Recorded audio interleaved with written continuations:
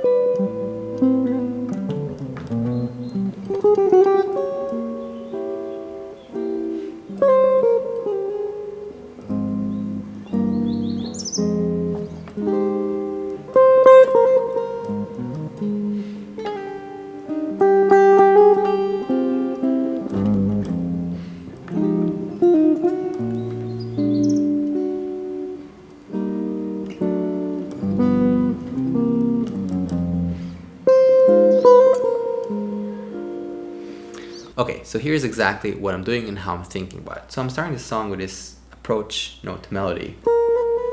Just kind of like a little ornament, which is exactly the melody, just backwards. And then I'm playing F minor, first inversion. Really beautiful sound on guitar. To B flat 7, literally that. Third inversion, just A flat in the bass. And adding the E flat major 7 shell chord. Second 4 bars, D half diminished to G major, but with a flat 9, the bass at the bass. Little bass motion, and then chromatic note again to the D half to G7, flat 13 melody, and then playing the melody, just simply playing it. Once I get to the G, I played something like that. This voicing, basically D, E flat, and G, basically C minor 7, 9. This is the 9, this is the 3rd, this is the 5. I guess there's no 7 here, but I'm imagining the 7. And then A minor D7, just open strings, and then I played this kind of contrast. I like that idea of like just open strings, super simple, and then this sound is very chromatic. This is basically again the 4, the 7, the 3 of D7, and then playing the melody, and then I play this little chromatic line just as a counter melody and a little ritardando to that section. Let's play the first 8 bars again together. So here we go. F minor, I'll just kind of whisper to the B flat 7, to the E flat major 7. Think about the melody. A flat on top, that's D half diminished, G7 or G flat 9, bass motion, then D half,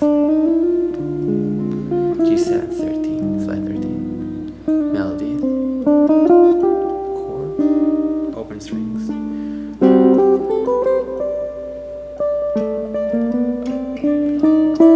just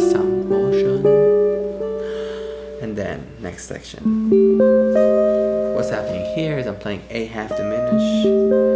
Same kind of voicing we did here, only here. Also use the D7 flat 9, I just love that sound. And also a little bass motion. I think I did something like that, just kind of articulating the triad of G major, so kind of holding. Any one of these ideas would be fine, just some kind of contrast, and that's what I'm thinking, this top line and contrasting that with some motion in the bass. And then playing the melody, flat 9. This is basically C7 flat 9, playing the diminish to the C7 shape, just melody, and I play these shell chords, kind of F minor first inversion, G diminished, kind of leading us back to F minor. And I play this A flat major 7 root position, basically melody, a little bass line that articulated A flat minor, and then the same shape for the E flat that we did for the C minor at the beginning, and then this G half, just this kind of motion. Little bass, F minor 7 9, and I play the flat 13 here just to kind of do it and resolve, and then a cycle of dominant. So after resolving to E flat, I played D7, G7, C7, and went back. So I would probably play it one time kind of more rubato and then one time more in time. Let's play it one time through together, the whole thing, and I'll whisper what's happening. All right. So starting with this approach note to F minor first inversion, B flat 7 third inversion, E flat major 7 shell chord here, melody, D half, G with flat 9 bass, some bass motion, D half, G7 flat 13 melody, that shape, open strings, then contrast with that line can be like kind of slowing down. A half, D7 flat 9, G7 bass motion, this diminished shape, C7, F minor first inversion, G7 diminished, F minor, A flat, melody, bass for the A flat, E flat, G half, C7 sus, B flat, flat 13, resolve. Cool. What I would do with that is I would slow it down and kind of bite section by section and then figure out. You don't have to do exactly what I'm doing, but just get some ideas and vibe from that, and you can do your own thing. It could be in time, it could be rubato, but just try to think about the melody. For me, I learned the melody pretty well and I try to kind of sing it, you know, with the recording. I know the lyrics as well, which is helpful.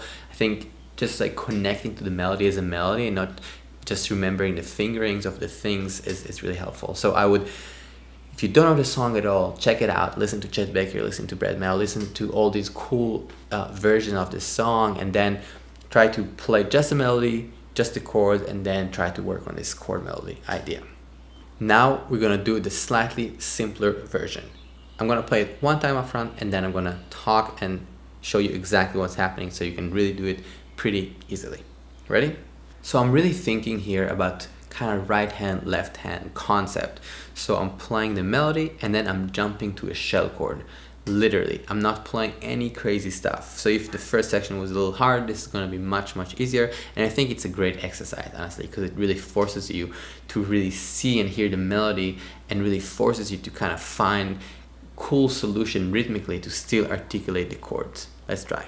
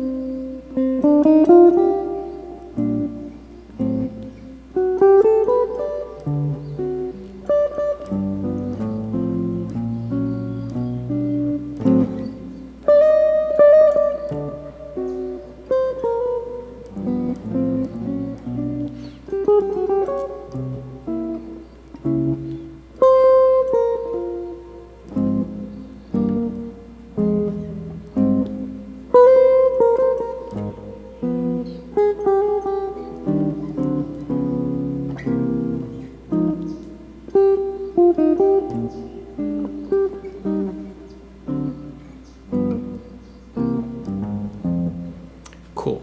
Alright, so what's happening there? Let's go section by section and I'll explain. Again, like you see, I'm really using the shell chord, so if shell chord is something you haven't checked out, I know I talk about it a lot, but I do believe it's really helpful. You can check out this video. Any case, you can follow me here and I'll show you what's happening. So, the first chord is F minor 7, just playing this shell chord here and kind of, I guess, giving us the tonal center that we're at. So, B flat, melody, chord, G half, melody, G7. Let's go over these couple of bars. To B flat, E flat major 7 cello, melody, chord, chord, chord, chord, chord, and not a chord. Melody to chord. Just melody. And this one I'm playing kind of a, I just wanted this C minor bass change, so I played basically like G minor first inversion on this, just because I kind of want to hear this bass motion. You can do that if you want, and then chord, and on the A you can play A minor 7, D7, or just diminish as well. It's kind of a vibe, like just basically playing A half, D7 to G7. Both are cool. Let's do from the top of the song till the B section. The B section I'm talking about like that A half diminish moment. So 3, 4.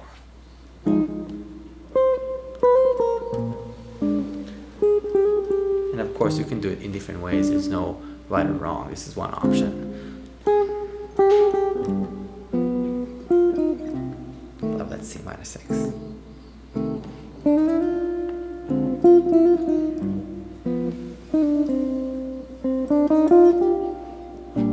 The A, melody, D, and a little inversion. Alright, so on that G7, I kind of cheated. I did this little inversion that I really like. You don't have to, you can just stay in this shape and do just the shell chord, it's totally cool. But if you want just to get a little motion, because we have a lot of time there, I just play this shape. Chromatic to G first inversion. So this is kind of like nothing, almost. Like I think about it this as a G major kind of feel. Very kind of like piano gospel-y vibe. Like feeling those gaps a little bit. And then going to A half, you can go here or here is fine. Melody. You can play that again. C7. Same thing here.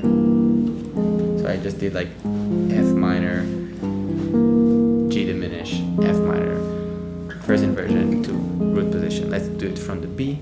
3, 4. You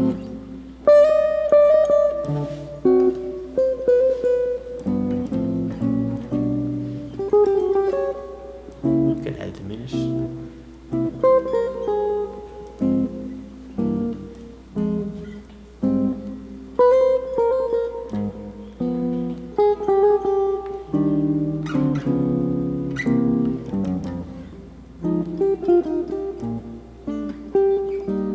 Alright, so let's take it from the part that we didn't talk about, which is just after we get to the C7. So after the C7, we get to the F minor without inversion, and then in the first version we played the A flat major 7. I can just play the shell chords here, So A flat minor 7, A flat diminished, so basically getting the minor 6, to E flat major 7, D flat, C7 again, just kind of like filling those gaps to go to C7, and then F minor, B flat 7, resolved with that loop, so I can play D7, G7, C7, back to F minor. Let's play from the B section one more time, together, slowly. 3, 4.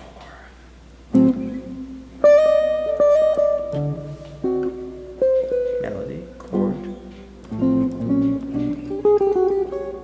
diminish, you don't have to. Melody, F minor, little motion,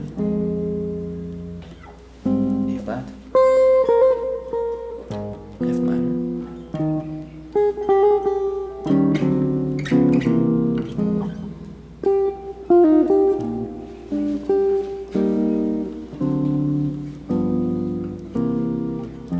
so like you see, even when I play it now, I play it a little different because I was trying to say what I'm playing, and then I kind of almost skipped something, so I just kind of jumped and played the chord a little late, but you can always solve it. So this is like one of the tricks, like you can always delay or anticipate the chord so you still hit the melody, which still sounds correct. Let's play it one more time from the beginning to end together, and again, the PDF is there if it's helpful, and you can just follow me and create your own chord melody, right? It's kind of right left hand vibe, so it's not crazy complicated.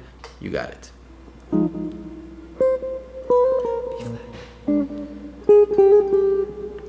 Just sharp chords. D half, chord, C minor 6, melody, D half, G, melody, melody. You can also stay here on the melody. A half, D7, G7, Sivan. Maybe just F minor, or with the motion, A flat, 2 minor, E flat, maybe descending, F minor.